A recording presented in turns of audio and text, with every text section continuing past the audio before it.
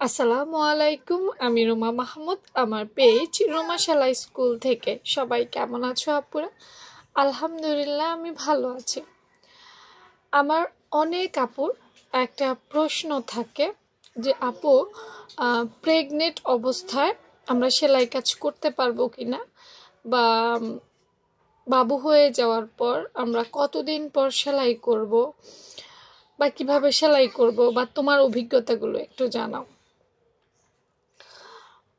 তো আমি চিন্তা করলাম, যেহেতু আসলে আমরা মহিলা মানুষ, একটা না একটা সময় আমাদেরকে মা হইতে হয়, আমাদের ছোট বাচ্চা থাকে এবং প্রেগনেন্ট, তারপর সিজার বা নর্মাল ডেলিভারি যাই হোক না কেন, হ্যাঁ, আমাদের কিন্তু এইটা নিয়ে খুব একটা কোশ্চেন থাকে। যদিও এই ব্যাপারটা পুরোপুরি একজন ডাক্তারের সাথে আলোচনা করা ভালো। তারপরে সবাই তো আর ডাক্তারের সাথে আলোচনা করে না, এটা সাধারণ নিয়ম বা একটা অভিজ্ঞতা বলে একটা কথা থাকে। যেহেতু আমি দীর্ঘদিন ধরে সেলাই কাজ করছি, তো আসলে আমি আমার অভিজ্ঞতাটা শেয়ার করব।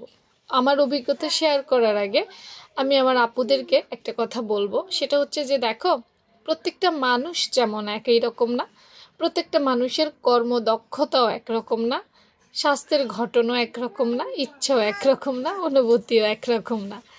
এই কথাটা অবশ্যই বুঝতে পেরেছ। যার যার শারীরিক গঠন, যার যার স্ট্রেংথ, এগুলোর উপরেও ডিপেন্ড করে। কিন্তু আমি যদি আমার অভিজ্ঞতাটা শেয়ার করি, যেহেতু আমি সেলাই কাজ করি, আমার জীবিকা নির্বাহ করি, এটাই আমার পেশা। আমার একরকম, আবার অনেকে হুটহাট মাঝে মধ্যে করে, তাদের কিন্তু একরকম, তাই না? সবাই তো সবারটা তো একরকম না। অনেকেই আছেন দেখেছি 3 মাস পর্যন্ত, দেখা যায় যে আমাদের সিজার যাদের হয় তাদের প্রেসক্রিপশানে লেখা থাকে 3 মাস পর্যন্ত আপনি এটা করবেন না, এমন নিয়মকানুন লেখা থাকে। সেক্ষেত্রে অনেকেই ভেবে নেয় যে 3 মাস পর্যন্তই বোধহয় করতে হবে। না, অনেকের ক্ষেত্রে 3 মাস না, সেটা 1 বছরও যেতে পারে, 6 মাসও যেতে পারে। এটা সবার শারীরিক কন্ডিশন অনুযায়ী। আবার মনে করো আমরা অনেক সময় প্রেগনেন্ট হয়ে যাওয়ার পর আমার অনেক আপু জিজ্ঞেস করে, আপু আমি কি টোটালি অফ করে দিব কি না, বা আমি কতদিন পর্যন্ত করব, এটা কি 6 মাস পর্যন্ত করব না 8 মাস পর্যন্ত করব। দেখো, এটা সবার শারীরিক স্ট্রেংথ অনুযায়ী। কাজ করা খারাপ কিছু না, ঠিক আছে? কাজ করা কিন্তু খারাপ কিছু না, কিন্তু শরীরের সাথে মানিয়ে গেছে কিনা, তুমি পারছো কিনা, সেটা হচ্ছে বড় কথা। দেখো, অনেক মায়েরা আছে, দেখো অনেক প্রেগনেন্ট অবস্থায় আগের দিনের মানুষরা কিন্তু অনেক কাজ করতো, ভারী ভারী কাজ করতো, ওদের কিছুই হতো না। আমাদের কিন্তু অনেক কিছু হয়ে যাচ্ছে, এদিক থেকে সেদিকে অনেক কিছু হয়ে যাচ্ছে না। এটা পুরোটাই কি শরীরের সাথে মানিয়ে যাওয়ার একটা ব্যাপার। আমার অনেক আপু, যেহেতু অনেক আপু আমার কাছে কোর্স করেছে, আমার অনেক স্টুডেন্ট আছে, প্লাস অনেকের সাথে আমার কথাবার্তা হয়, তারা অনেকেই বলে যে আমি তো 9 মাস পর্যন্ত সেলাই করেছি, কই আমার তো কিছু হয়নি। অনেকেই বলে আমি তো মেশিন থেকে নামার পরে আমার বাচ্চা হলো, আমার তো কিছুই হয়নি।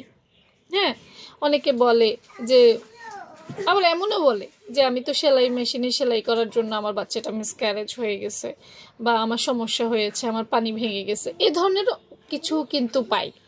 এখন তোমার শারীরিক কন্ডিশনটা কেমন সেটা কিন্তু আমি জানি না, বা আমার শারীরিক কন্ডিশনটা কেমন সেটা তুমি জানো না। হ্যাঁ, যে যার মতো করে সুবিধা অনুযায়ী করতে হবে। এখন আসলে আমার অভিজ্ঞতাটা আমি শেয়ার করি।